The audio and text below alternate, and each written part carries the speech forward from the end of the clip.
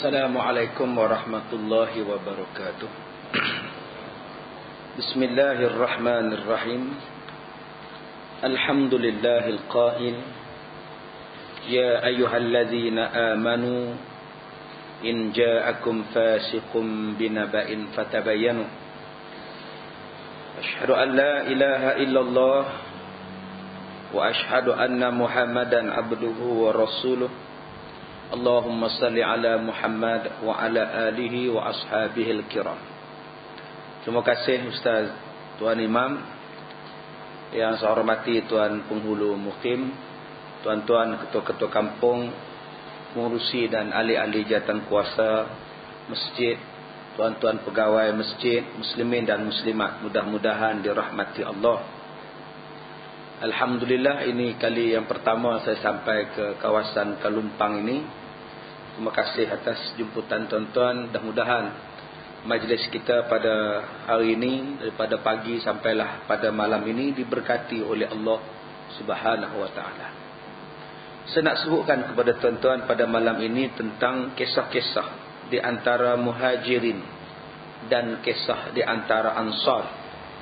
Muhajirin ialah orang yang berhijrah daripada Mekah ke Madinah. Orang Ansar ialah orang yang membantu, yang duduk di Madinah, yang membantu saudara-saudaranya yang datang daripada Mekah, yang dianggapnya macam saudara, malah sanggup memberikan harta, sanggup berkorban membantu kepada sahabat-sahabat yang datang daripada Madinah, yang datang daripada Mekah. Inilah yang kita nak buat, yang kita nak daripada peristiwa hijrah, sambutan hijrah kita ni. Kita kena ambil pengajaran, ambil sifat dan perangai para sahabat di dalam memahami apakah sebenarnya kehendak daripada hijrah, iaitu hidup dalam berkasih sayang, hidup dalam keadaan tolong menolong. Kita duk sambut hijrah, tapi sama-sama bangsa kita duk bergaduh. Hijrah apa? Sambut hijrah setiap-tiap tahun, ceramah ni setiap malam sambut hijrah, tapi sama-sama Melayu, tengkar, tak cakap, tak bertegur. Hijrah apa ke benda? Matlamat hijrah Nabi tu, di antara benda asas Nabi buat lepas pindah daripada Mekah sampai ke Madinah ni, Nabi persaudarakan saudara-saudara dia. Aus dan Khazraj kerjanya bergaduh siang malam, pagi petang, tak pernahnya aman. Macam rimau dengan singa, macam kucing, macam anjing dengan kucing, tak pernahnya baik. Tapi bila hijrah Nabi ke Madinah, Aus dan Khazraj jadi baik, jadi ansar, jadi golongan pembela, golongan pembantu. Kalau kita faham, itulah di antara konsep hijrah. Hari ini apa yang kita buat untuk hijrah? Tiap-tiap tahun kita sambut hijrah. Tak nampak pun orang Melayu makin nak bersatu, orang Islam makin nak bersatu. Tak nampak pun. Di mana yang kita sambut hijrah? Semua orang sambut hijrah. Masjid sambut, surau sambut, parti politik sambut, semua sambut. Sampaikan persatuan, peniaga sarang burung pun sambut. Peniaga sarang burung pun sambut ma'al hijrah. Semua sambut. Peringkat jabatan, peringkat sekolah, peringkat surau, mana ada yang tak sambut? Tapi apa yang kita dapat hasil daripada sambutan hijrah? Pergaduhan, pertelingkahan, permusuhan, sama-sama Islam. Maknanya tak sampai kehendak daripada hijrah ni, tuan-tuan. Sedangkan bila Nabi datang hijrah ke Madinah, aman Madinah. Tak ada bertelingkah, tak ada perang. Mana ada bergaduh? Mana ada maki-maki? Tak ada maki hamun, tak ada maki orang, tak ada fitnah orang, tak ada mengatakan orang. Baik belakang.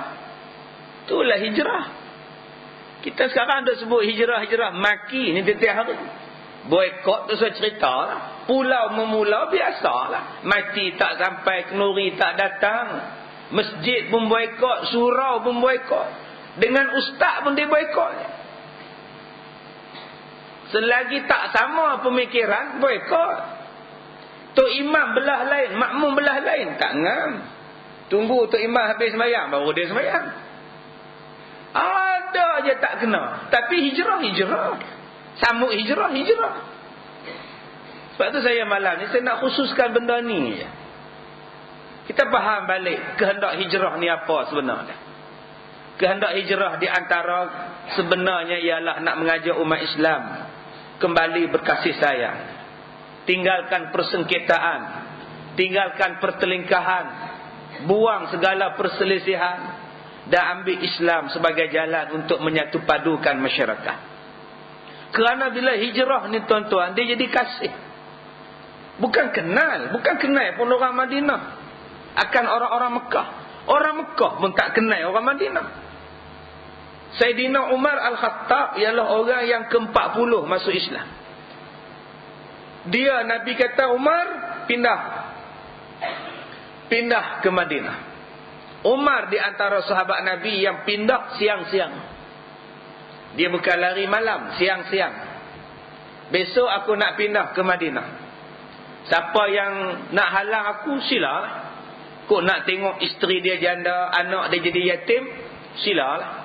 Aku jalan nak pergi ke Madinah, aku ikut jalan Kalumpang satu, aku tunggu. Tak ada siapa berhalang dia tuan-tuan. Punya beraninya Umar. Dia pergi ke Madinah, dia jadi saudara dengan sahabatnya di Madinah. Sebelum Nabi hijrahkan sahabat-sahabatnya ke Madinah, Nabi utuskan terlebih dahulu 2 orang. Seorang anak muda, seorang anak tua. Anak muda namanya Mus'ab bin Umair, umurnya 18 tahun. Orang kaya, anak orang kaya di Madinah, di Mekah. Tetapi memeluk agama Islam. Nak kata kaya ni tuan-tuan, si Mus'ab bin Umair ni tuan-tuan, minyak wangi dia tak pernah sama dengan orang. Kalau dia lalu tu, orang tak tengok muka, orang bau dia pun, orang tahu dah Mus'ab lalu. Minyak wangi dia mahal, orang lain tak pakai. Dia lalu ni, tak tengok muka, orang tahu dah dia lalu. Minyak wangi dia kemas, cantik bau dia, sedap bau dia. Kita pula lalu aja, tak tengok muka pun tahu dah busuk je amat. Kompon, ketiak tak dicukur, mandi tak dibasuh, baju dah 6 hari tak dibasuh. Lalu je tahu dah siapa dia. Yang ni Mus'ab bin Umair, anak orang kaya, anak tunggal orang kaya, tiba-tiba masuk Islam. Mak dia pujuk masuk balik agama Tok Kong, agama berhala. Mak dia kata, "Cik, baliklah cik. Masuk Islam hang dapat apa? Apa pun tak dapat. Ikut Muhammad tu dapat apa? Ikut mak ni kaya, kebun berjuta ekar, duit berjuta, barang emas bertimbun. Kalau kamu masuk agama Muhammad, mak tak bagi dah harta pada kamu." Kata anak dia, "Wahai ibuku, kalau saya mati, hidup balik, mati, hidup balik, mati, hidup balik, 1000 kali mati, 1000 kali hidup balik, saya takkan masuk agama asal saya. Saya nak tetap dengan Rasulullah, wahai ibuku." Punya kuatnya. Orang inilah yang Nabi utuskan ke Madinah, mengajar orang Madinah membaca Al-Quran, mengenali Al-Quran, dan orang Madinah mengalu-alukannya walaupun umurnya baru 18 tahun. Orang Madinah tak kata pun, muda gila. Dia tak kata macam itu. Apa budak muda nak mengajar kita pula Quran ni, nampak. Orang luar pula tu. Orang Madinah orang Mekah nak mengajar orang Madinah. Udahlah orang luar, foreigner, orang asing pula, sehelai sepinggang pula, merantau pula. Tiba-tiba nak suruh kita yang veteran-veterina ni nak baca Quran. Tak mana ada orang Madinah cakap macam itu. Kami nak mengaji. Ngajilah dengan satu anak muda, orang luar, muda, 18 tahun, mengajar mereka baca Quran. Tak ada bantah, tak ada bantih. Elok belaka. Bandingkan dengan diri kita tuan-tuan. Kalaulah anak luar datang ke Kalumpang, muda pula, tiba-tiba nak nunjuk ajar kita, nak mengajar kita, agak-agak macam mana? Baru sampai 2-3 hari nak mengajar aku. Baru duduk sini 2-3 tahun sudah nak mengajar aku. Mana konsep hijrah kita? Dia orang luar, betul. Dia datang daripada luar, betul. Dia bukan orang tempatan, betul. Tapi dia hijrah sini, dia nak membangunkan kita, dia nak membantu kita, terima kan? Apa masalah? Kamu orang mana? Kamu orang luar, kamu baru sampai. Konsep hijrah tak ada. Mana ada orang Madinah pertikaikan Mus'ab? Kamu orang luar, kamu orang baru, apa hal kamu pula mandai-mandai pula? Kemal ni udah lama, kata dia. Ini bahasa Kemal ni tuan-tuan. Faham-faham ya? Saya orang Ipoh. Orang Ipoh Kemal lah. Kemal ni orang lama, kata dia. Kenapa orang muda pula mandai-mandai pula Kemal ni orang lama? Dia tak tahu di Mesir tu pun Kemal tu pun lama juga. Sampai sekarang tak faham-faham. Kemal di Mesir tu lagi lama, tuan-tuan. Beranak pun di Mesir. Tapi apa Kemal tu boleh buat? Ngangkut orang aja. Tak boleh buat apa pun, mengajar tidak, apa tidak. Tambah Kemal, sopa lah. Kita Kemal, dia Kemal, adik-beradik je lah. Kita bukan kita kira siapa yang nak menolong agama Allah, siapa yang nak membantu memahamkan kita faham agama Allah, you are welcome. Silakan. Inilah konsep hijrah. Mus'ab, anak muda. Orang yang tak tahu duduk dari mana. Tak ada adik-beradik di Madinah. Orang luar. Tiba-tiba dia hantar untuk mengajar Al-Quran. Ahlan wa sahlan wa marhaban bikum ya Mus'ab. Ajarlah kami Mus'ab. Orang nombor 2 yang Nabi hantar ialah Abdullah ibn Maktum. Iaitu Bilal Rasulullah. Tukang azan Rasulullah. Muazzin Rasulullah. Muazzin Rasulullah bukan Bilal bin Rabah saja. Muazzin Rasulullah juga ialah seorang yang buta, namanya Ibnu Maktum. Jadi duk bergilir di antara Bilal dengan Ibnu Maktum. Mereka ni adalah tukang azan. Ibnu Maktum ni buta. Dahlah semakin buta pula. Nabi utus seorang anak muda, Nabi utus seorang orang tua buta untuk mengajar Quran. Apa sebab Nabi tak hantar Umar, Abu Bakar, Ali, Osman? Dia nak beritahu kepada kita, kalau nak menang Islam ni, kalau Islam ni nak jadi hebat, semua orang kena buat kerja di kedudukan masing-masing. Orang putih panggil the right man on the right job. Bukan satu orang kena buat. Masjid ni nak jadi hebat, bukan seorang aja boleh buat kerja. Bukan pengurusi je. Daripada jemaah biasa sampai pengurusi kena buat kerja. Daripada makcik sampailah pengurusi kena buat kerja. Dan masing-masing ada bidang-bidang dia. Tok Siak bidang dia, Tok Bilal bidang dia, AJK bidang dia, SU bidang dia, pengurusi bidang dia, Tok Imam bidang dia, Tok Bilal bidang dia, AJK bidang dia, pemeriksa kira-kira bidang dia. Jemaah biasa pun ada kerjanya. Itulah peristiwa yang berlaku di dalam hijrah. Ali ada kerjanya. Sayyidina Ali, anak muda, ada kerjanya. Dalam peristiwa hijrah, Sayyidina Ali mengganti tempat Rasulullah dalam hijrah.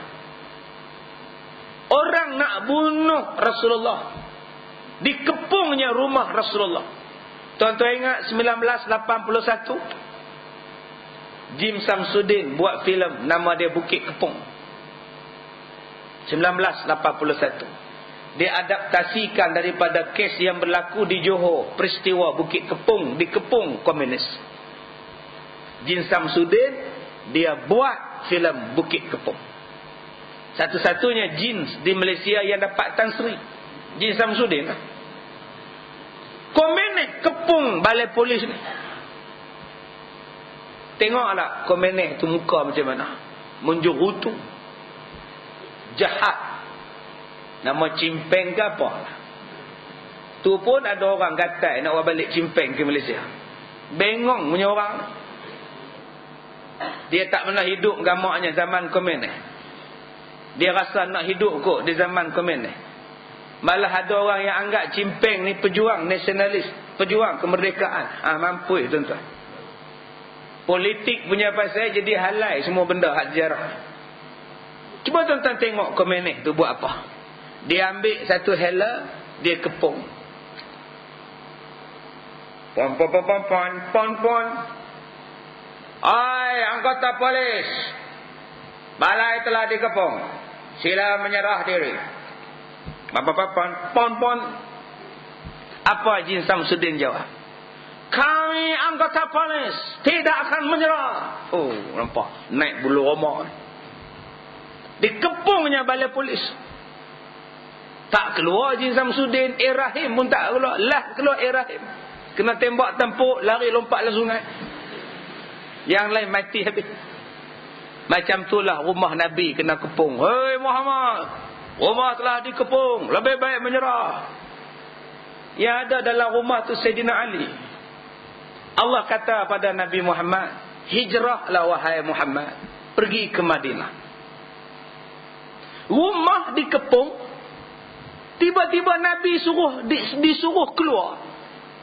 Betul ke arahan ni? Kalau kita sekarang macam mana tuan-tuan? Apa pula? Orang dah duduk dalam rumah pula, suruh keluar pula. Apa ni? Itu kita. Nabi Muhammad tidak. Jom kita hijrah. Ali, kamu tinggal di tempat tidur aku. Ganti aku. Ali ambil selimut, selamat. Ada Sayyidina Ali kata, Ali tinggal di sini, duduk di tempat tidur aku. Tinggal kita pula. Dia keluar tinggal aku. Banyak cantik. Ada Ali jawab, tak. Baik Rasulullah. Itulah iman. Iman ni dia tak persoal perintah Allah. Bagi orang mencuri, Allah kata potong tangan. Potong tangan lah. Udahlah. Banyak yang tikai. Kalau udah potong tangan, siapa nak buat kerja ustaz? Cubalah jadi orang beriman.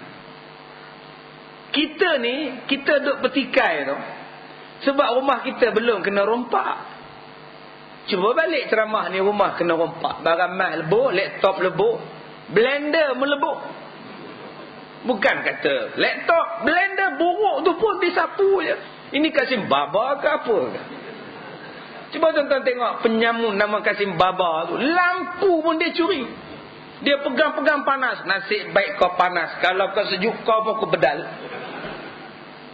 Tuan-tuan balik ke rumah habis barang. Barang emas berkilo habis. Duit dalam peti habis. Laptop lebur. Handphone 3 sapunya. Tuan-tuan cekak pinggang geleng kepala.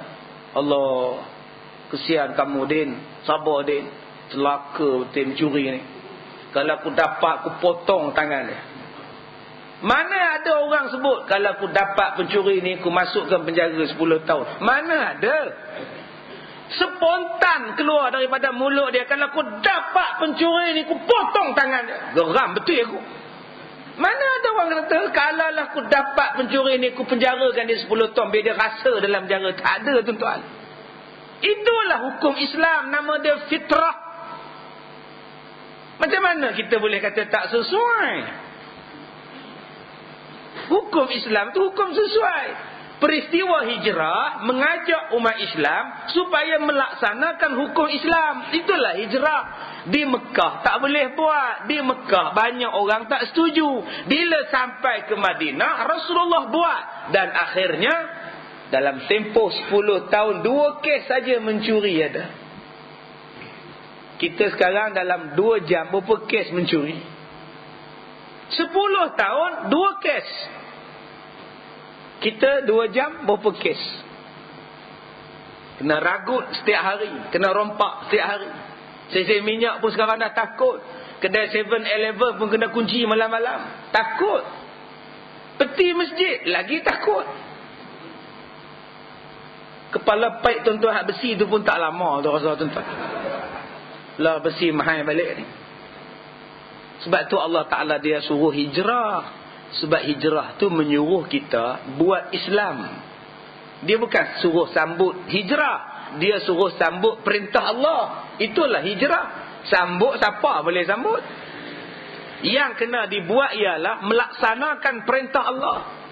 Nak semayang Jumaat di Mekah tak boleh masa itu. Kena pindah ke Madinah baru boleh semayang Jumaat. Nak puasa di Mekah tak boleh. Bila pindah ke Madinah baru boleh puasa. Nak buat korban di Mekah tak boleh. Pindah ke Madinah baru boleh korban. Semua hukum-hukum hakam turun di Madinah. Menyuruhkan kepada kita berbuat segala ketaatan, beriman kepada Allah. Akhirnya tuan-tuan, bila semua orang dah hijrah, Sayyidina Umar Al-Khattab saya katakan tadi orang yang ke-40 masuk Islam. Abu Bakar orang yang pertama, Sayyidina Ali orang yang pertama kanak-kanak masuk Islam. Masing-masing hijrah, tinggalkan segala Mekah, duduk di satu bumi yang baru, nama dia Madinah. Asal namanya Yathrib. Yathrib, tempat burung gagak duduk bertenggek. Burung gagak bertenggek ni maknanya benda di bawah tu kotor. Sebab tu burung gagak duduk di situ. Nabi Muhammad sampai, dia tengok nama Yathrib tak cantik. Nabi kata tukar nama lain, bubuh nama Madinah, bandaraya yang hebat, bandaraya yang moden. Berasal daripada perkataan madan. Madan maknanya modern. Inggris sebut modern, Arab sebut madan, orang-orang Melayu sebut madani. Masyarakat madani, masyarakat moden. Tamadun. Tamadun tu asal daripada madan. Tapi orang Melayu tak sebut madan, dia sebut maju. Orang putih yang bahasanya hebat, yang kita duk bangga-banggakan bahasa Inggeris, depa pun tak ada perkataan maju. Depa pun kena tiru bahasa Arab moden. Terror orang Melayu lagi, tak payah tiru Arab, maju. Jadi yang kita duk agung bahasa Inggeris, bahasa apa? Bahasa Melayu kita ada. Bahasa Melayu kita hebat tuan-tuan. Cuma tuan-tuan dalam bahasa kita, orang Melayu, bahasa Malaysia, bahasa Melayu, banyaklah ambil daripada bahasa Arab. Biasalah. Tuan-tuan duduk dalam majlis. Majlis bahasa Arab. Majlis ilmu. Semuanya bahasa Arab. Berak tu pun bahasa Arab. Kamu buat apa yuk? Berak. Berak tu bahasa Arab. Berat. Jadi tuan-tuan duk kata susah belajar bahasa Arab. Susah ke bendanya? Udah berpuluh tahun cakap Arab, cuma tak perasan. Kamu datang naik apa mak? Jalan saja mak. Hai, mana bercakap kamu? Rakab tak ada. Rakab tu bahasa Arab. La ilaha illallah. Bahasa Arab banyak, tapi kalau masjid ni buat anjur kelas bahasa Arab, agak-agak berapa orang yang masuk? Mula-mula ramai 40 orang. Akhir sekali tinggal ustaz dengan Tok Bilal je. Nampaknya kita berdua lah Tok Bilal. Iyalah. Hak lain lari habis. Dia kata susah. Susah apa? Semua bahasa Arab. Cuma kita tak perasan itu adalah bahasa Arab. Baik tuan-tuan. Jadi bila pindah ke Madinah, Nabi tukar yang pertama nama. Yathrib jadi Madinah. Nama negara ditukar. Subhanallah. Ini dipanggil sebagai rebranding. Penjenamaan semula. Bila disebut penjenamaan semula, jadi hebat. Daripada Yathrib, Madinah. Wah, hebat. Ditambah pula Al-Munawwarah, yang bercahaya.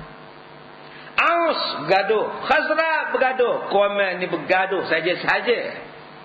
Sekarang komen jangan bergaduh. Damai. Aku tukar nama kamu Ansar. Tidak ada lagi Aus, tidak ada lagi Khazraj. Ansar. Kamu orang Madinah, Ansar. Tukar nama kaum. Masya Allah. Sebab yang asal tak cantik, tukar nama yang lebih cantik, Ansar. Orang Melayu sekarang kena tukar tak nama? Kamu bangsa apa? Melayu. Ya Allah. Layu saja. Layu saja. Hello brother. Ada barang brother, ada barang. Layu je tuan-tuan. Meragut nombor 1, isap dadah nombor 1, merempak nombor 1, malak nombor 1. Agak-agak tuan-tuan, kalau Nabi hijrah ke Malaysia ni, agak-agak ditukar dah nama kita. Daripada Melayu naik melegak lah tuan-tuan. Biar tegak sikit. Apa-apa pun semangat nombor satu. Kita tak mau pakai layu. Datang masjid layu. Orang suruh masjid datang zikir, baca Quran, dia duduk menyembang serokok. Ada yang datang sembahyang jemaah duduk tidur dalam kereta. Tak nak dengar khutbah. Tok imam sebut barakallah, baru dia masuk. Relax dengar radio, relax. Barakallahu li walakum, baru dia tutup aircon, masuk dalam masjid. Ini nama dia layu. Belum masuk yang dah masuk awal, tidur daripada pukul 12 lagi. Dapat pula tiang kipas di atas kepala pula lagi lena. Ini nama dia layu. Orang Melayu tidak boleh jadi layu walaupun nama kita layu. Kita kena jadi orang hebat. Bila kita dah pegang satu jawatan, kita kena hebat. Pegang jawatan kuasa masjid, kena hebat. Apa aku nak buat pada masjid? Masjid pun kena hijrah. Daripada tak ada kuliah, kuliah 15 kali sebulan. Subhanallah. Daripada tak ada kelas pengajian remaja, pagi tadi tuan-tuan buat kem solat, kem Fatihah, klinik. Kalau klinik pun tak lega lagi, hospital Fatihah. Tak boleh dah duk klinik Fatihah aja. Sampai bila nak klinik doktor biasa aja. Tak mau juga ustaz. Masuk hospital panggil pakar lah tuan-tuan. Itulah nama dia hijrah. Buatlah program besar-besaran. Orang sekarang ni dia nak mengaji dah tuan-tuan. Setengah tempat dia tak nak buat program, tak ada orang. Ustaz, kemana udah buat, tak ada sambutan. Tak adalah sambutan. Ceramah kita tak highlight. Ceramah pun kita tak war-warkan. Buat jamuan pun tidak. Siapa nak datang? Bukankah Nabi kata nak bagi ramai orang kan 3? Ramainya orang ni 3 benda. Ifsya'us salam, sebarkan salam. Assalamualaikum Haji Din, malam ni ceramah Ustaz Kazim lah. Okey insyaAllah. Jalan lagi. Assalamualaikum Kak Bi'ah, malam besok ceramah Ustaz Kazim Kak Bi'ah. InsyaAllah. Jumpa lagi hujung. Din, kamu tampal lah Din. Assalamualaikum Din, tampal lah dekat kedai kamu, poster ceramah Din. Kalau semua orang bagi salam, ramai orang datang. Ini AJK, malam ni ada program. Relax. Naik motor apa pun tidak. Kain selok sampai ke paha. Relax. Aircon masuk kata dia. Tak ada tegur orang, tak ada senyum dengan orang. Bila orang nak datang?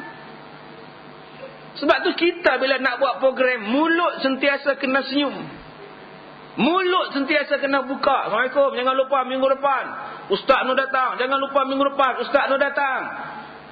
Mereka bukan kenal ustaz. Orang kampung dia tak kenal tuan-tuan. Tambah ustaz tu pula tak keluar TV. Siapa kenal?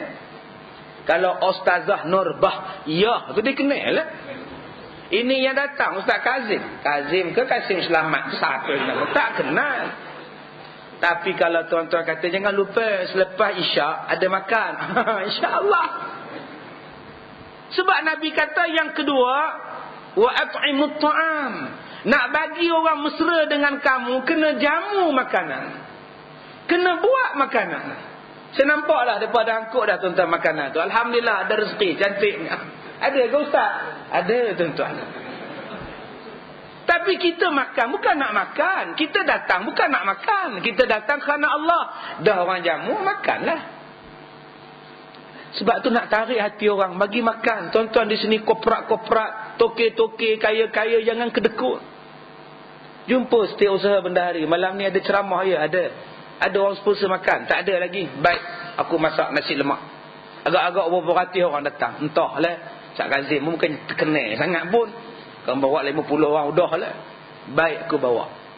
Kan cantik tuan-tuan. Asal ada program, ada sponsor. Asal ada sponsor, ada program. Lama-lama jemaah kita ramai. Itu yang Nabi suruh buat. Bukan saya suruh buat, Nabi suruh buat. Meraihkan tetamu.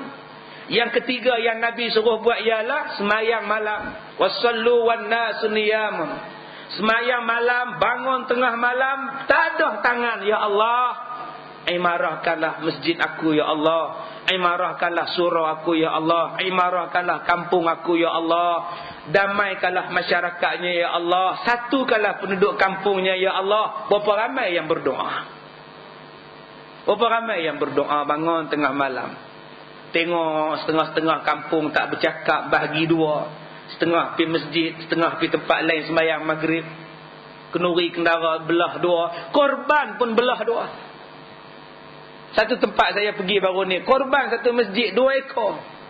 Tahun lepas 14, tahun ini 2. Saya tanya mana lagi pergi 12 ekor. Demo dah bawa sana ustaz. Demo tak nak masuk masjid, demo nak campur demo aja gitu dia. Korban bahagi 2 lah. Sebab tu kita perlukan doa.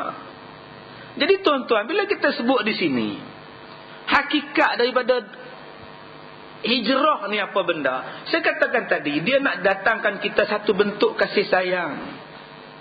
Bukan kenal orang Madinah, tak kenal orang Mekah. Tetapi bila pindah saja, Allah Ta'ala sebut di dalam Al-Quran. Allah Ta'ala sebut apa? A'udzubillahi minasyaitanir rajim. Yu'thiruna ala anfusihim walau kana bihim khassasah.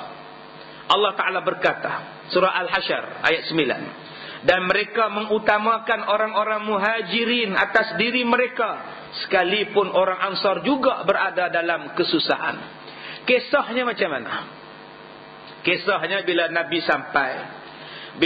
sampai di Madinah, hijrah, ada lagi sahabat-sahabat yang belum sampai, yang ada masalah di Mekah, yang ada kekangan daripada keluarga di Mekah. Nabi duduk dalam satu majlis. Nabi baru sampai.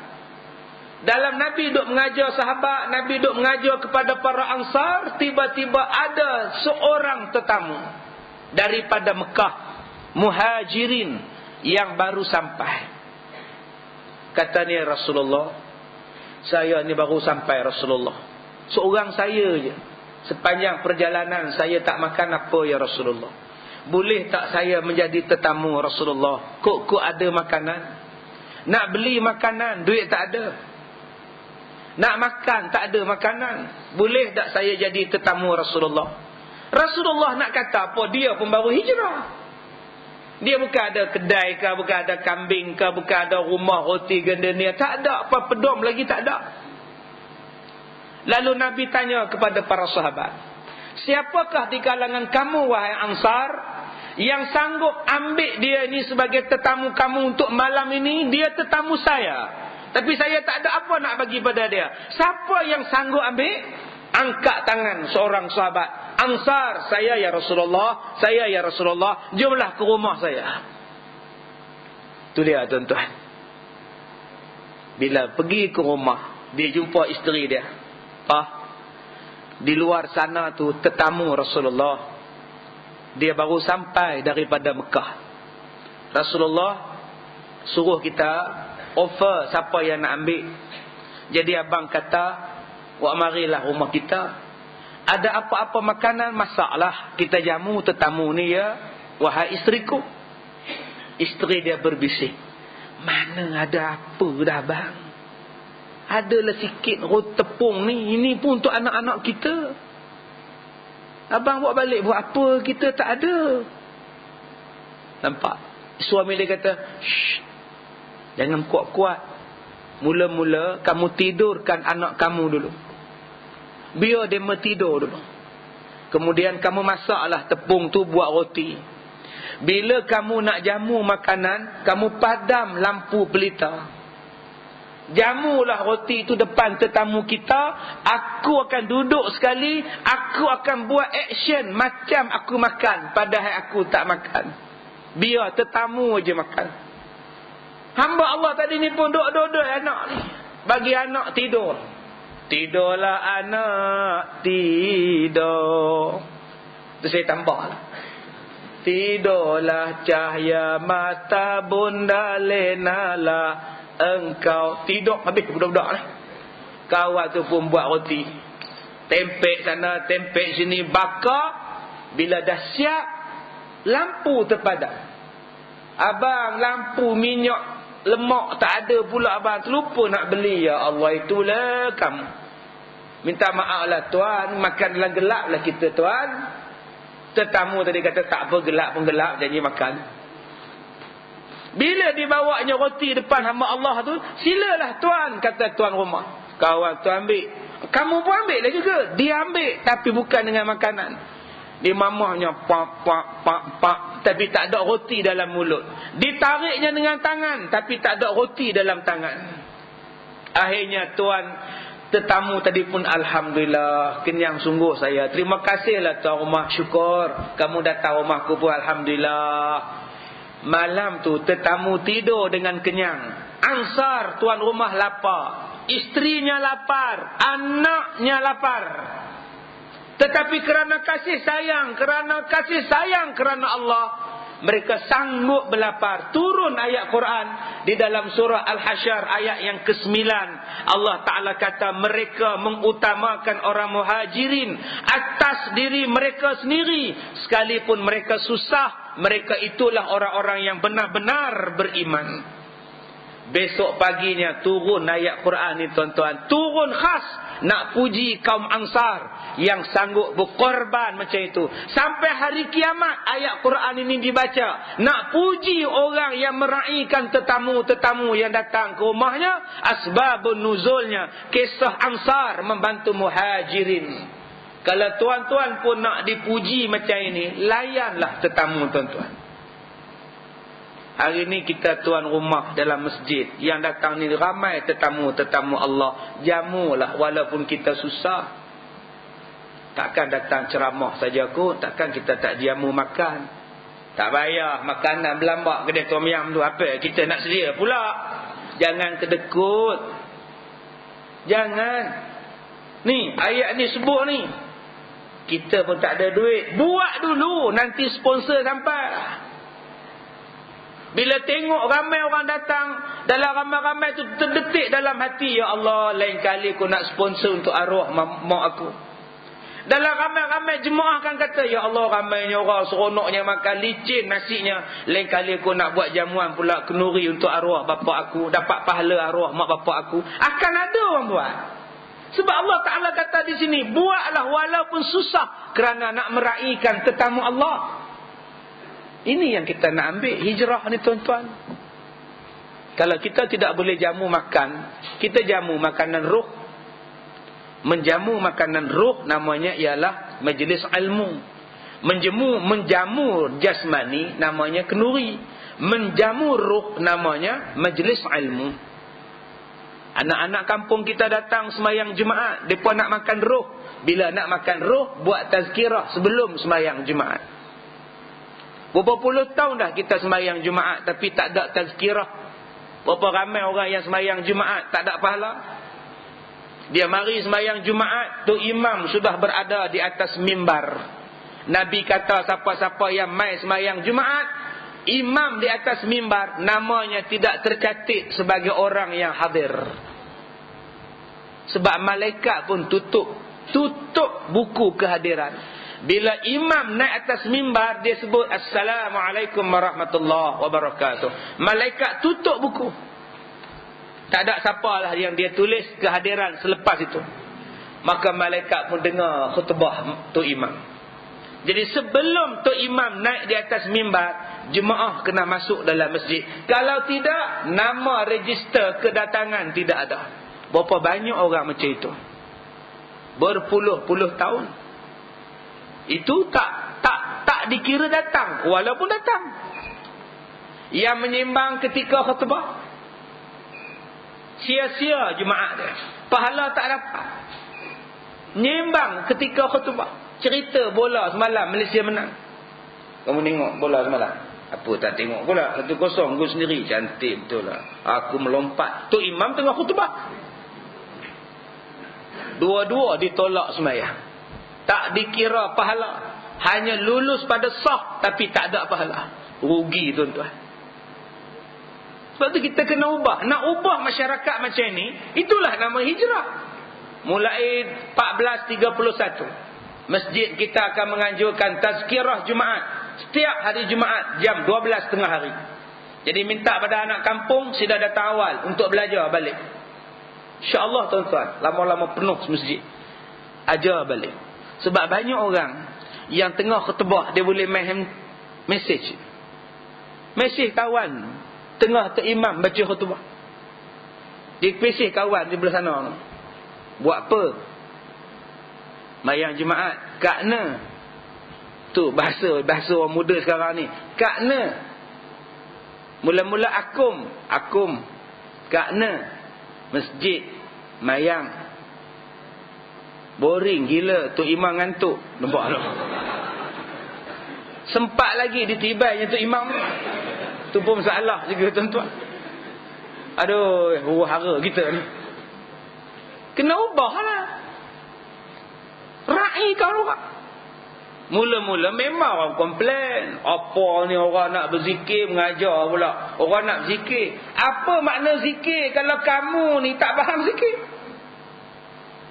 Zikir tu dengan lidah. Zikir tu dengan hati. Kalau dengan lidah, hati tak disertai, bukan diterima pun melainkan kalimah la ilaha illallah.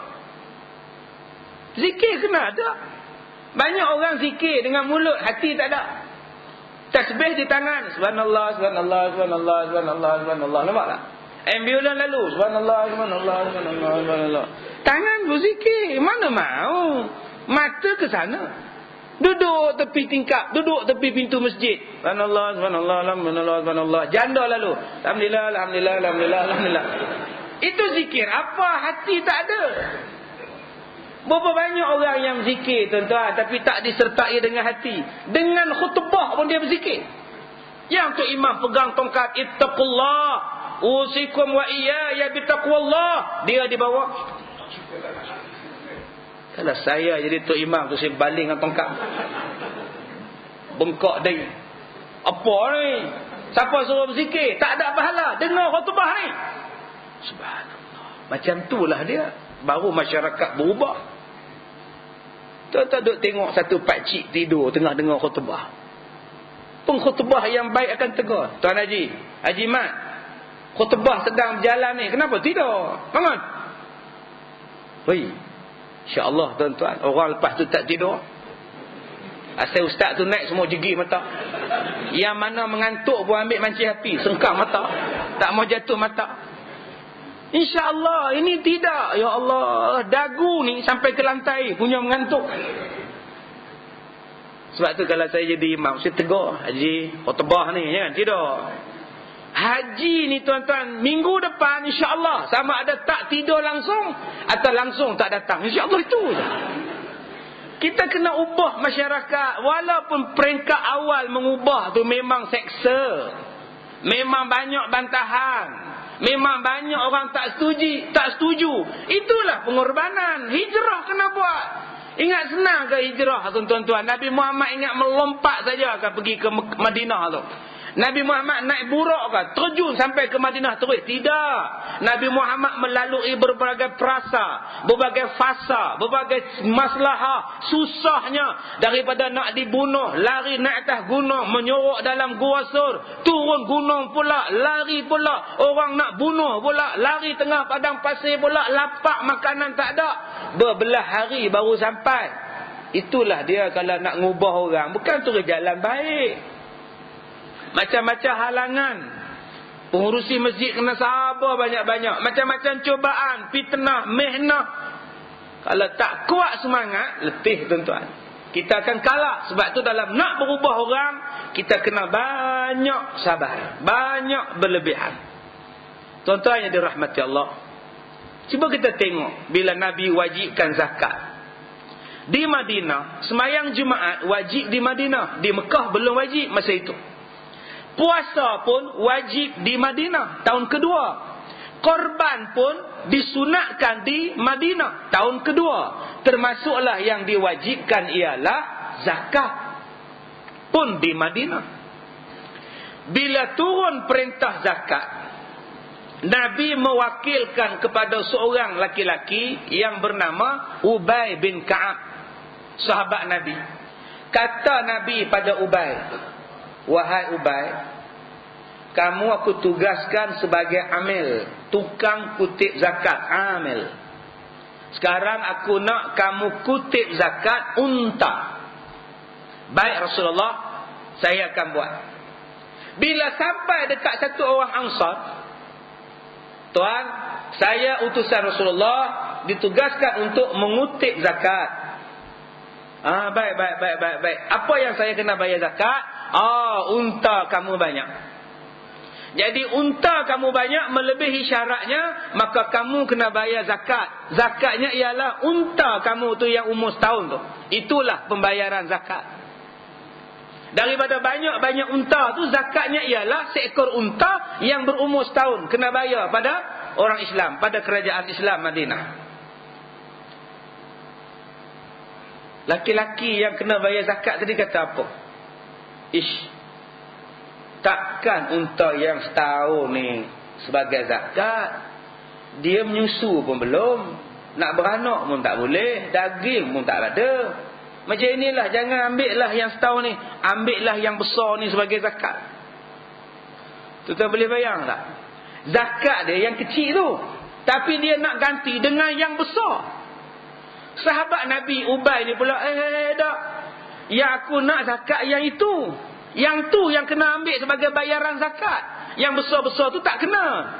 Sebayarannya yang kecil ni sebagai bayaran. Tak boleh ambil. Aku tahu memang bayaran dia yang kecil, tapi aku tengok yang kecil ni susu pun tak ada, dagingnya pun tak ada lagi. Kamu ambil lah yang besar ni zakat aku. Hidup, aku nak yang itu je. Tuan-tuan boleh bayang tak dua orang sahabat ni? Yang seorang nak yang itu, yang seorang nak bagi yang besar. Dia kata, aku tak mau, aku tak berani ambil, aku balik lah. Balik menolong. Laki-laki ni hambat ke Madinah, jumpa Rasulullah. Wahai Rasulullah, saya nak bayar zakat yang besar ni sebagai sedekah saya, zakat saya. Tapi ambil tuan, ambil Rasulullah tak nak ambil, dia nak ambil yang kecil juga. Yang kecil daging tak banyak, saya nak bagi yang besar. Itulah dia tuan-tuan, semangat hijrah untuk Islam, semua yang hebat. Bandingkan dengan hijrah kita hari ini. Ada dua tabung tepi pintu tu. Ada dua tabung, tabung tin tu. Tabung sumbangan ma'al hijrah. Dalam dompet tuan-tuan, 50 pun ada, RM1 pun ada. Agak-agak nak masuk yang mana? Fikirlah sendiri. Mana yang RM1 tadi tu? Bawa tadi tu. Allah, tak boleh juga sedekah. Masuk balik dalam poket. Yang 50 pasal pun tak masuk. Hijrah apa? Hijrah apa? Sahabat Nabi tadi, Ansar tadi ni tuan-tuan, sepatutnya dia hanya bagi lembu yang unta yang kecil, tapi dia tak mau sebab kecil. Dia nak bagi yang besar. Untuk Islam yang besar, untuk Islam yang mahal. Berapa banyak orang Islam hari ni untuk Islam yang kecil-kecil. Subhanallah. Itu namanya haji bakhil. Bila cikgu laki-laki datang minta derma, cikgu bakhil, haji bakhil kata apa? Demam. Tuan Haji, ada orang datang minta derma, Tuan Haji. Apa? Derma? Selimutkan aku lah, Bu. Terus tidur saja. Demam, menggigit-gigit. Ambil serban, tutup peti besi. Kami datang untuk kutip derma, Tuan Haji. Bagus, bagus. Saya demam, kata dia. Tuan Haji, berapa ringgit kita nak bagi kat cikgu ni, Tuan Haji? Bagilah RM1 lah, Bu. Budak-budak tak boleh pegang duit banyak-banyak, kata dia. RM1, tuan-tuan. Balik, datang cikgu murni, sihat walafiat. Boleh tanya pada cikgu murni, berapa yang patut saya bagi kepada anak yatim? Nampak tak tuan-tuan? Labu jawab, RM1 Tuan Haji. Kamu dia labu sekali Allah sehinggang. Budak-budak lah kena bagi duit banyak, sebab mereka tak pandai pakai duit, kata dia. 2,000 dia balun dekat cikgu murni tu. Kita bukannya haji bakhil. Kita bukan mewarisi sifat haji bakhil. Apa salahnya tuan-tuan? Setahun sekali ma'al hijrah 50 kububur. Duit ni balik pada aku. Pahalanya balik pada aku. Manfaatnya balik pada aku. Gantinya Allah balik pada aku. Allah tak bagi pada benda hari. Allah tak akan untungkan setiap usaha. Bukan setiap usaha yang untung. Bukan penghulu yang untung. Bila kutipan banyak, yang untungnya siapa? Kita yang menyumbangkan. Pahala balik pada kita. Tapi sayang, hijrah disambut, kita tidak memahami konsep pahala. Kalau kita korban, kalau kita hijrah, kalau kita sedekah, semuanya itu balik pada kita. Tapi sayang tuan-tuan, banyak di kalangan manusia ni yang kedekut, yang berkira, yang dia faham bila dia bagi hilang, bila dia bagi hilang. Padahal apa yang dia bagi itu Allah pulangkan balik kepada diri dia. Tuan-tuan yang dirahmati Allah, ada seorang sahabat Nabi. Dia suruh hamba dia pergi beli seekor unta sebab nak buat kenuri. Bila hamba dia pergi, dapat satu ekor binatang yang tegap, yang besar, yang murah. Binatang daging banyak, besar pula, murah. Sebab apa murah? Rupa-rupanya tuan punya binatang ni sesak. Duit nak pakai, nak jual barang, nak dapat duit cepat. Murah pun murah lah. Dibawanya hamba tadi, tuannya menghadap pengulunya, menghadap hamba tadi, menghadap tok pengulunya. Tuan, saya dah dapat dah binatang ni. Cuba tuan-tuan tengok, lembunya, untanya gemuk, dagingnya banyak. Dia bagi dekat kita murah je tuan, 400 je tuan. 400. Tuan dia terkejut. Yang tuan punya binatang tadi, Allah pakai tak jadilah. Kawan tinggi 400, harga tinggi surat. Tu macam cerita 3 Abdul. Kan nak pergi lelong abang dia Kadar Risman dengan Haji Mahdi tu, Abdul Wahab dengan Abdul Wahib tu. Berapakah ini? 1,000. Wow, 1,000. Terkejut. 400 ni. Macam ni 400. Aku tokok 600. Tuan-tuan boleh bayang tak? Kawan tu tersesak, duit tak ada, pergi tolak dekat hamba Allah ni 400. Setengah daripada kita kalau tengok orang sesak nak duit, saya jual 400. 400 minta maaf, 200 aku ambil. 200 aku ambil. Lah aku boleh bayar. Sahabat Nabi tidak. Ini 400. Tak boleh 400. 600. Setuju? Setuju. Buat keluar duit 600. 600 pun bukan macam ini. Tengok besar. 800. Setuju 800. 800 pun tak boleh ni. 1,000 lah aku bayar kat kamu. Setuju 1,000? Setuju? 1,000 pun tak patut. 1,004 lah. Lah tuan-tuan, 1,600 dia bayar. Kawan yang terdesak tadi buat balik 1,600 tuan-tuan. Daripada harga 400. Tapi sahabat Nabi, orang Ansar beli, orang yang faham hijrah beli. Dia faham orang ni susah, orang ni nak pakai duit. Lembu yang dia bawa tu pula lembu yang bagus, unta yang bagus. Dia bayar lebih mahal daripada harga yang ditawarkan. Itulah semangat orang Islam. Semangat dia bukan tengok pada binatang tu. Semangat dia tengok kepada jiwa pertolongan, jiwa kasih sayang. Inilah jiwa hijrah. Tapi berapa banyak di kalangan kita, lagi orang susah lagi dia tekan, lagi susah lagi tekan. Saya ada jam, saya tak ada duit, saya nak curi berdosa, nak merompak takut kena tangkap. Ni jam saya dapat anugerah hikmat cemerlang dulu. Tak tahulah nak nilai berapa. Tuan Haji bayarlah. Ini sekejap. Dia ambil lighter. Original lah ni. Siap gigit lagi. Kerak. Pak siapa kamu nak jual? Anak saya sakit. Dia sakit, doktor nak ubat RM200. Saya tak ada duit nak beli ubat. Itu yang sempat saya jual ni. Kamu simpanlah jam ni.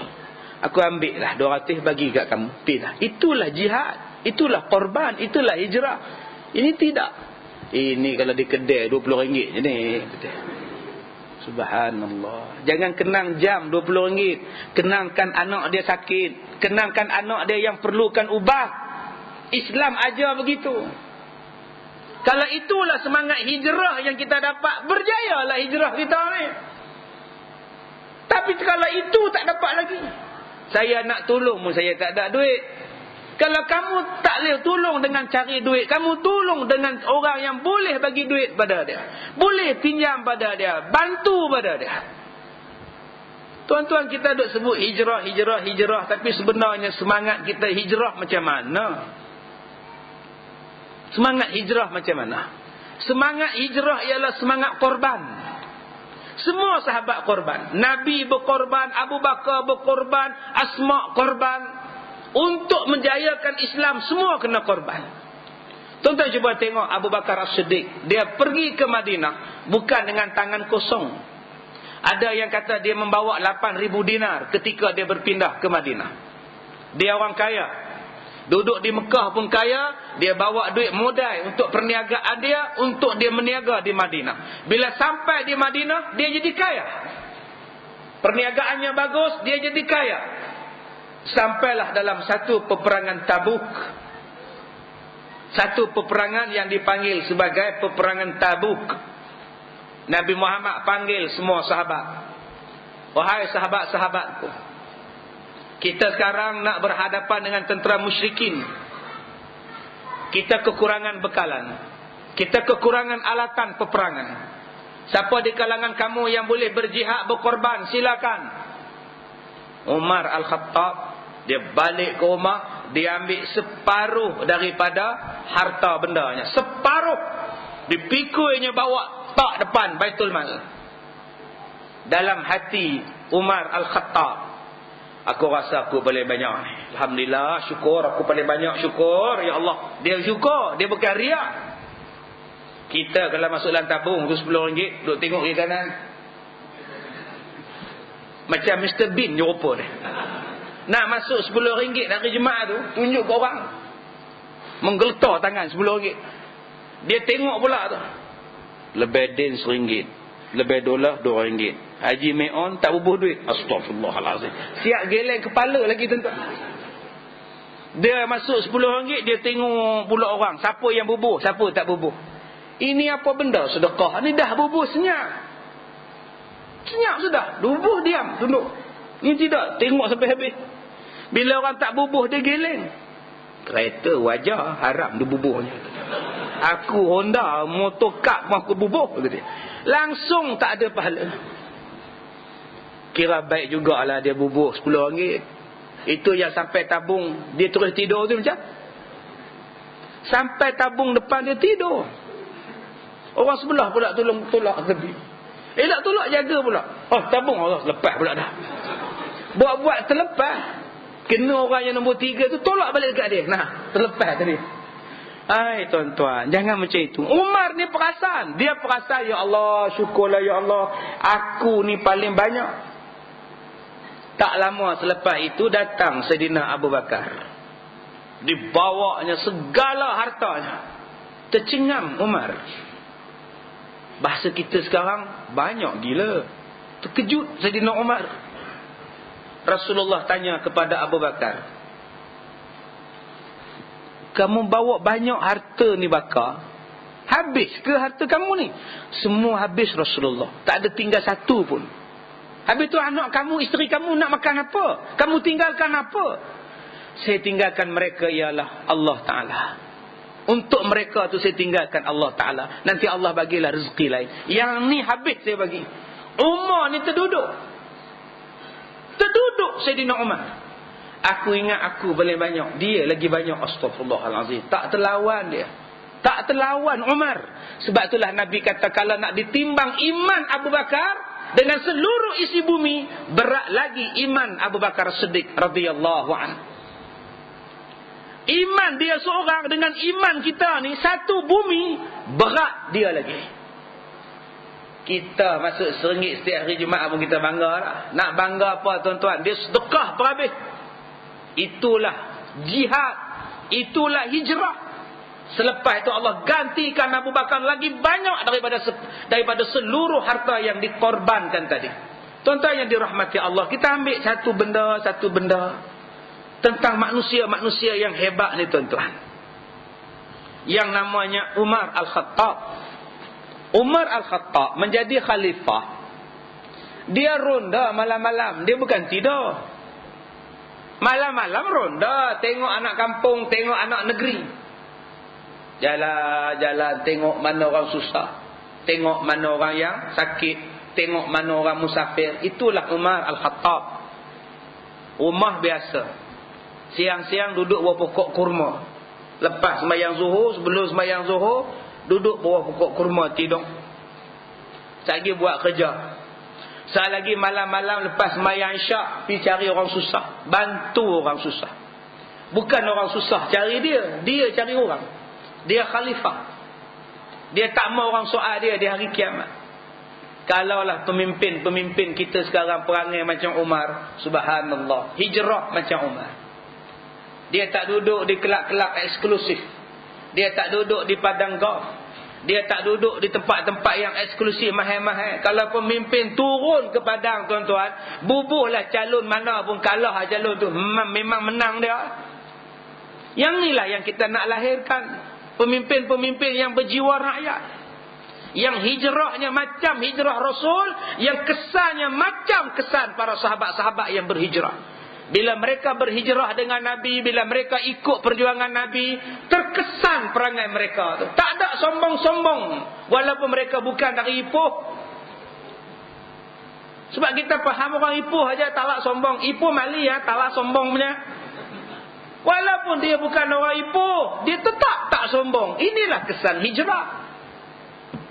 Setengah kita ni pemimpin, sebelum dapat kerusi, tiap-tiap hari baca ayat kursi. Masjid sana, masjid sini, surah sini, semua ayat kursi dia baca. Lah dapat kerusi, tak ada lah. Yang ni kita tak mau. Kena masuk. Sebab tu saya seronok rakyat didahulukan. Saya suka. Apa-apa benda pun rakyat didahulukan. Inilah pegangan hijrah. Utamakan. Sayyidina Umar, dia berjalan-jalan tengah malam. Dia tengok satu kemah di luar kota Madinah. Satu laki-laki duk menung ni, duk garu kepala, tak tahu nak buat apa. Libang libu, cakap orang parit. Cakap orang Kelumpang ni saya tak tahu. Cakap orang Botek, libang libu. Bahasa libang libu ni maknanya resah, gelisah, amat jais. Gelisah. Tu macam ya. Nama dia libang libu. Bangun salah, duduk salah, diri salah, duduk salah, tidur salah, hidup garu kepala yang tak gatal. Rupa-rupanya Sayyidina Umar duk perhati laki-laki ni. Apa orang tua ni? Sayyidina Umar pergi dekat. Assalamualaikum. Waalaikumsalam. Apa aku tengok kamu ni udah macam kucing nak beranak ni apa? Serba salah aku tengok kamu ni, kenapa? Allah Tuhan, saya ni pun tak tahu. Saya ni baru sampai. Saya nak jumpa dengan Umar Al-Khattab. Saya baru sampai. Dah sampai malam pula. Di mana rumah dia saya pun tak tahu. Masalah saya sekarang ni, isteri saya dalam kemah tu nak beranak. Ambulans tak ada. Nak minta kenalan, tak ada kenalan. Nak minta bantuan, tak ada orang nak bagi bantuan. Tu yang saya susah hati.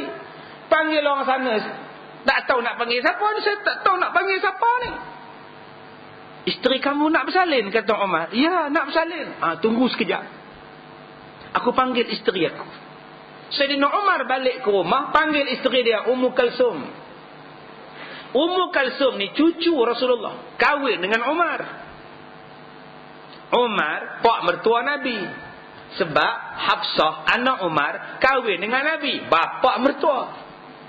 Bila Nabi wafat, Sayyidina Umar pula kahwin dengan cucu Nabi, anak Sayyidina Ali, namanya Ummu Kalsum. Dulu jadi pak mertua, sekarang jadi cucu menantu. Kan menantu cucu. Tu dia. Saya dah buat ada CD dulu, keluarga 69. Pening kepala tuan-tuan, 69 pening. Sayyidina Umar dulu bapa mertua Nabi. Masa tu Nabi masih hidup, kahwin dengan anak dia namanya Hafsah. Kemudian Rasulullah mati, wafat. Bila Rasulullah mati, Sayyidina Umar pergi meminang pula cucu Rasulullah, namanya Ummu Kalsum, anak Sayyidina Ali dengan Siti Fatimah. Dulu jadi pak mertua, sekarang jadi, tapi Nabi wafat dah lah, sekarang jadi menantu cucu menantu. Pening kena panggil lagi ceramah, lagi sekali kena buat. Ummu Kalsum dia kata, wahai isteriku, ya abang, bawakan semua barang-barang, ada orang nak beranak. Isteri dia ambil cerek, ambil kain, pikul pergi.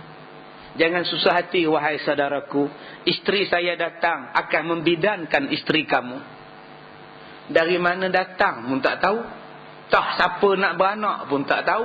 Tapi kerana nak tolong orang, Saidina Umar jerang air, masakkan air. Isteri dia kata, abang, bawalah air ke dalam. Akhirnya beranak, tuan-tuan.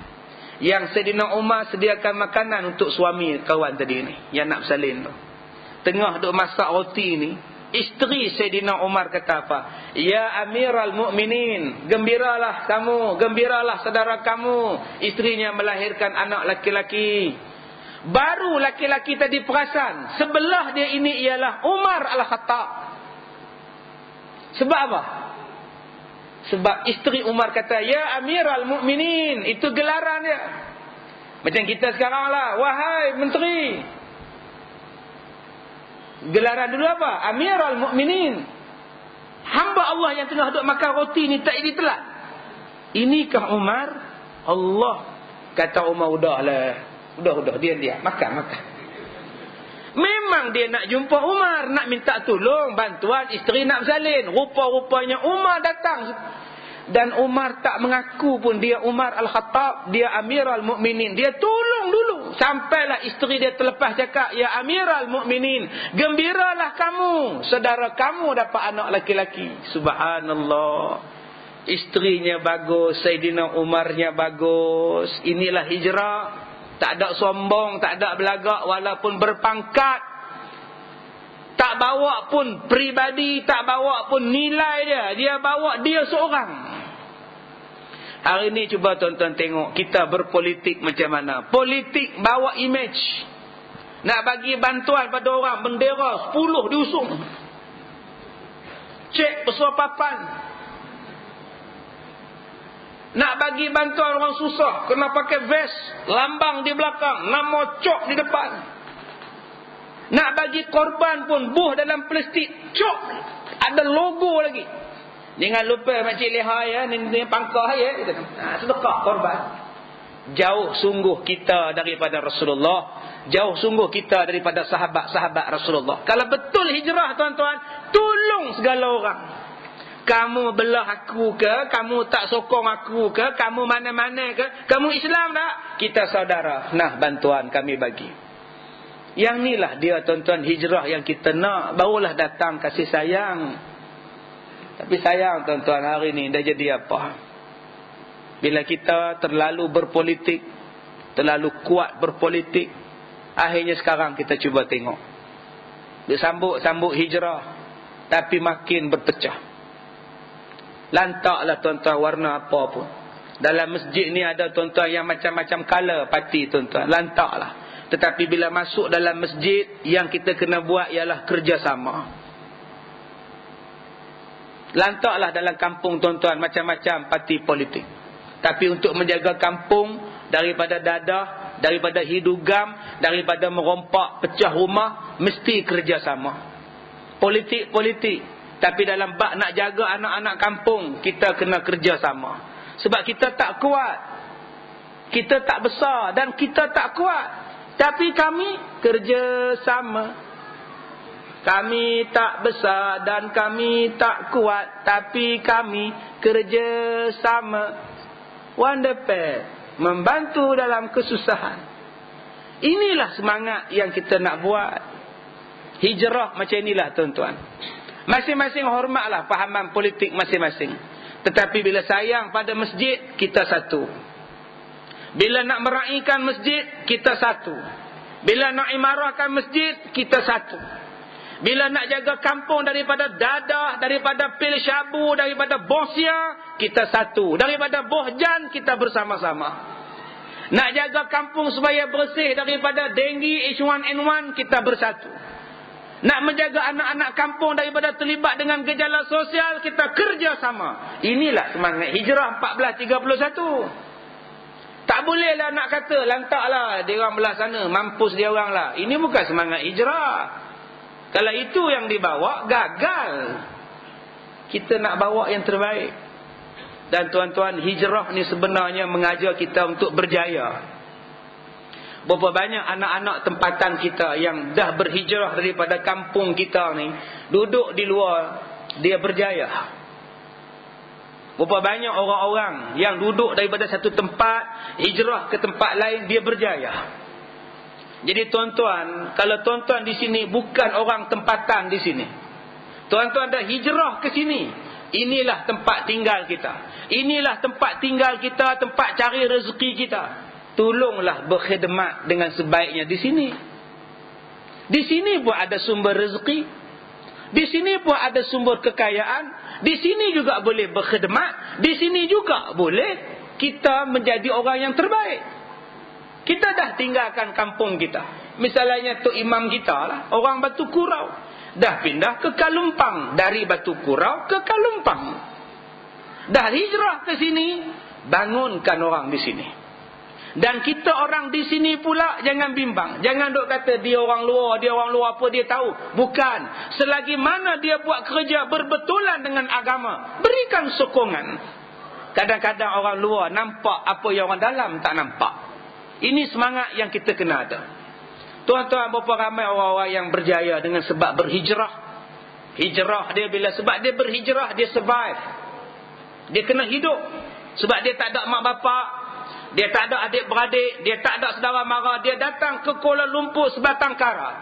Dengan sebab sebatang kara itulah dia kaya. Dia berusaha. Cuba tengok saudara-saudara kita daripada Bangladesh, daripada Indonesia, hijrah cari makan di sini. Berapa banyak orang Indon yang datang ke Malaysia sekarang kaya-kaya. Dia tinggalkan kampung halaman dia, duduk mai cari rezeki di sini, hijrah. Dia bawa balik berjuta-juta, berbilion dalam setahun untuk dihantar balik kepada kampung dia. Baik pekerja Bangla, baik pekerja Myanmar, baik pekerja Indon. Menunjukkan bahawa kalau kita betul-betul berusaha, Allah Ta'ala akan bagi rezeki pada kita. Saya tengok ada sahabat-sahabat kita yang bila sekali-sekala jumpa, bila kita ceramah di Kuala Lumpur, kita jumpa orang kampung kita rasa seronok. Ada orang kampung kita yang hijrah 30 tahun, datang jumpa kita naik Porsche. Ada 14 syarikat, isteri 3. Oh, subhanallah. Dulu duduk di kampung selekeh, tapi bila berhijrah, dia berjaya. Ada sahabat kita yang sekarang ni jadi hebat, dapat datuk lah. Dulu duk panggil Mahdi. PKL bekerja lah jadi datuk Mahdi lah. Banyak bisnesnya, banyak bantu orang, banyak berkorban. Alhamdulillah. Jadi tuan-tuan, insya-Allah rezeki Allah Ta'ala bagi di mana-mana. Yang perlu nak ialah hijrah. Kita mungkin tak perlu hijrah kampung dah. Tak perlu nak tinggalkan kampung halaman. Yang kita kena hijrah sekarang ialah minda, pemikiran. Jangan anggap Kalumpang tak boleh maju. Jangan anggap kampung kita tak ada sumber rezeki. Pembohong. Allah Ta'ala Maha Adil. Duduklah di mana-mana ada sumber rezekinya. Yang perlunya apa? Rajin, usaha, ikhtiar. Allah akan bagikan rezeki kepada kita. Tuan-tuan yang dirahmati Allah, saya ni dah berceramah di seluruh Malaysia ni, Sabah, Sarawak, Singapura, Brunei, dah 18 tahun dah. Inilah kali pertama saya sampai ke Kalumpang selepas 18 tahun berceramah. Jadi kalau nak jemput lagi 18 tahun lagi lah, insya-Allah. Ya, saya datang lagi lah untuk mengulu ya. Jadi cukuplah sekadar itu tuan-tuan. Saya minta maaf jika terkasar bahasa. Wabillahi taufiq wal hidayah. Assalamualaikum warahmatullahi wabarakatuh.